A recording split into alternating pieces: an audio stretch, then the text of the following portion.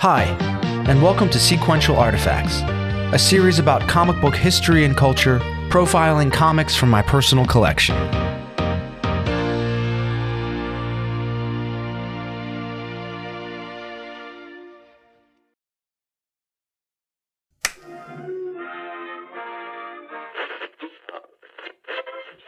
Present Orson Welles and the Mercury Theater on the air in The War of the Worlds by H.G. Wells. The audio you're hearing is Mercury Theater's radio drama adaptation of H.G. Wells' novel The War of the Worlds, directed by Orson Welles.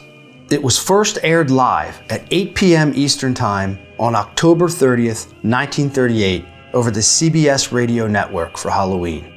I'm sure you're all familiar with the rest. We here in New Jersey are.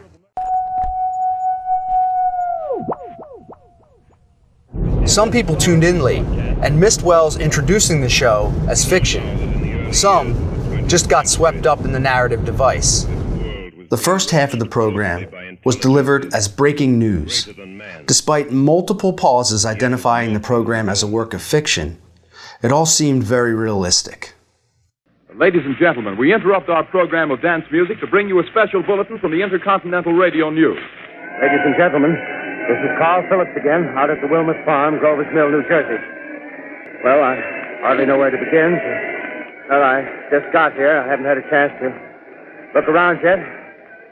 I guess that's it. Yes, I guess that's the thing directly in front of me, half buried in a vast pit.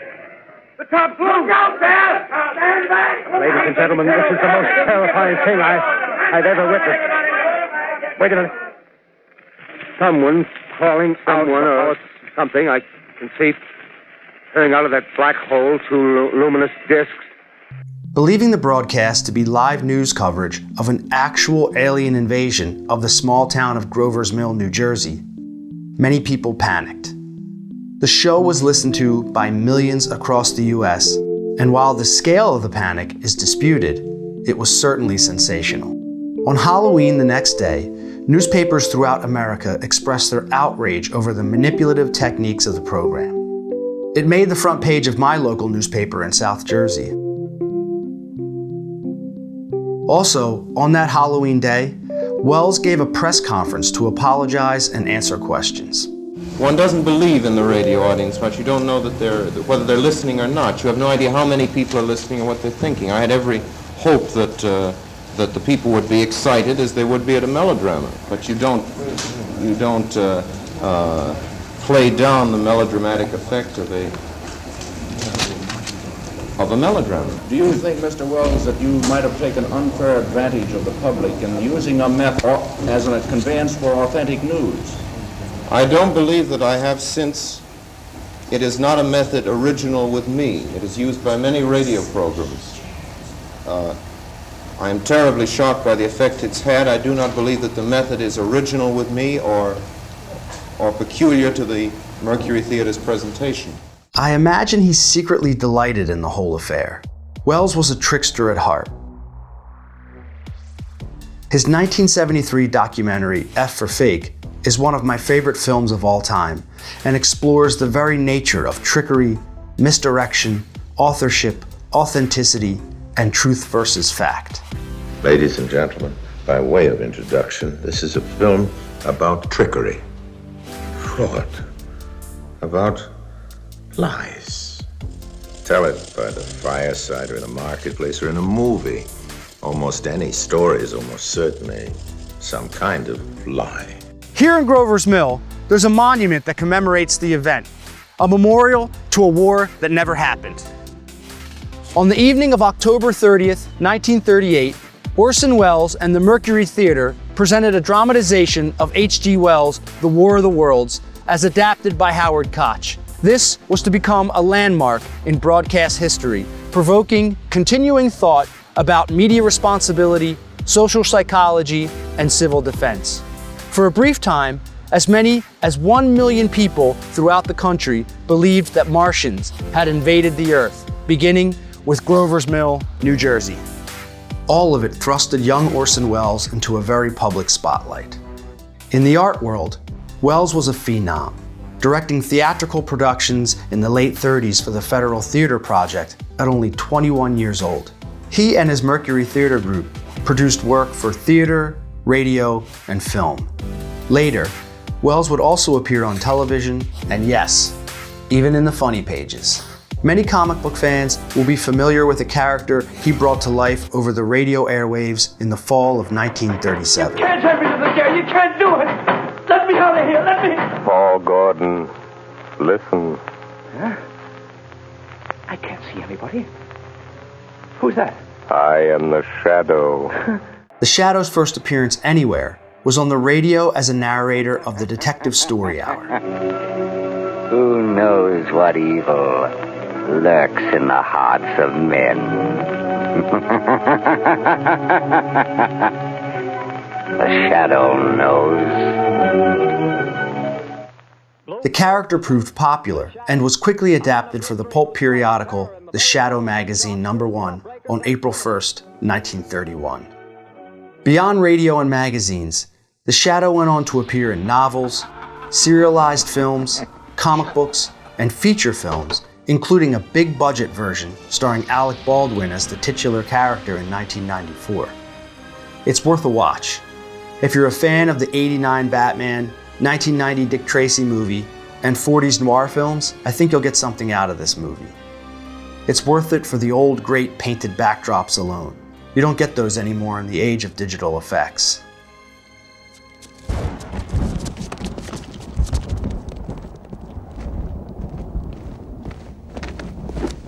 In comics, the character bounced around publishers, never quite landing for any great length of time. The first series was released by the original pulp magazine publisher Street and Smith in the 1940s. A second series didn't come along until Archie Comics' 1964 version. Over the decades, DC has published a number of the Shadow series. The first was launched by Denny O'Neil and Mike Kaluta in 1973.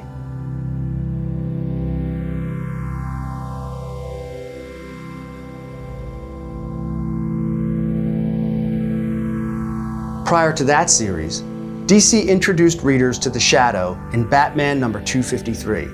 This is the first of a number of team-ups between Batman and the Shadow.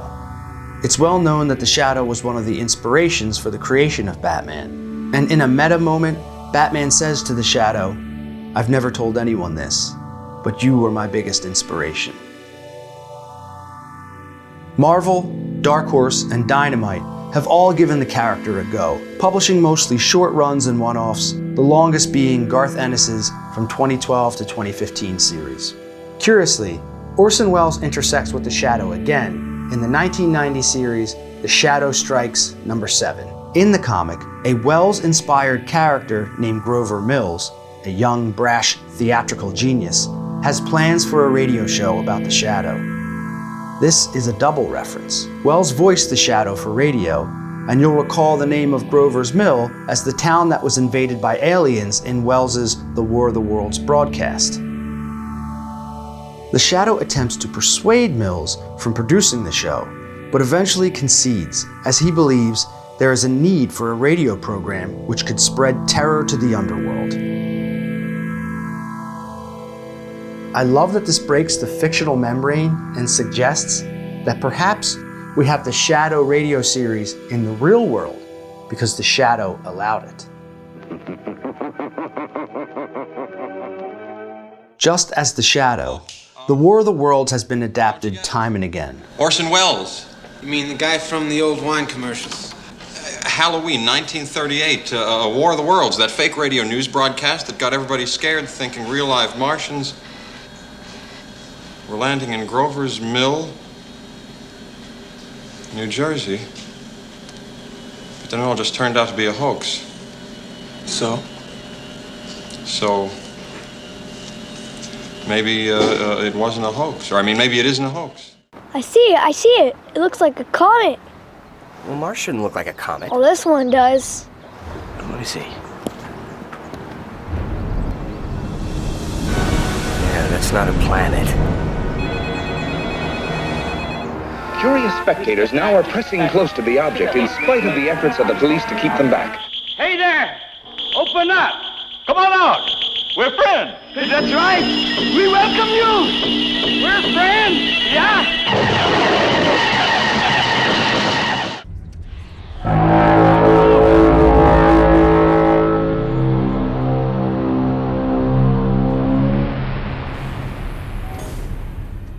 Get away from that! Get out of there!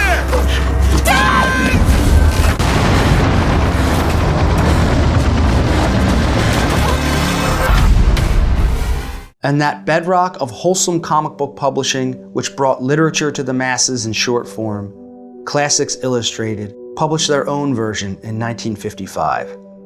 Following his radio days, Orson Welles would go on to write, direct, and star in many cinema classics. His 1941 masterpiece, Citizen Kane, for a long time, was considered the greatest film ever made for its innovative narrative structure and pioneering film techniques. In 1949, he starred in Gregory Radoff's Black Magic, an adaptation of Alexander Dumas' 1848 novel Joseph Balsamo. Wells stars as Balsamo, a charlatan and hypnotist who takes on the identity of Count Cagliostro to exact revenge on those who have wronged him. In a bit of innovative cross-promotion, Wells appears again in the comics in Superman number 62, just getting off set from his appearance in Black Magic. This one's a bit too fragile to take out of its bag. With a nod back to his War of the World days, Wells is accidentally rocketed to Mars in an absurd and convoluted plot point. He is captured by Martians and taken to their leader, Martler. Yeah, you heard that right. The Martian Hitler, Martler. Martler and his Solazis, as he calls them, plan to invade Earth. Wells is able to commandeer a Martian radio and tries to warn Superman of the coming Martian invasion. However, the public doesn't take him seriously. Fool them twice? I don't think so. Fortunately, Superman uses his telescopic vision to confirm that, indeed, Wells is telling the truth. The two team up to foil the Solazis, but there is no celebration when they return to Earth. For who could believe such a tale by Orson Welles or Clark Kent? It puts a point on ideas Wells long has explored. What does real mean? What is truth? How do we trust the cacophony of ideas beamed at us daily through our ever-expanding media? In fact, we weren't as innocent as we meant to be when we did the Martian broadcast. We were fed up with the way in which everything that came over this new magic box, the radio, was being swallowed. People, do suspect what they read in the newspapers and what people tell them, but when the radio came, and I suppose now television, anything that came through that new machine was believed. So in a way, our broadcast was an assault on the credibility of that machine. We wanted people to understand that they shouldn't take any opinion predigested, and they shouldn't swallow everything that came through the tap, whether it was radio or not. I think there's a lot to be said.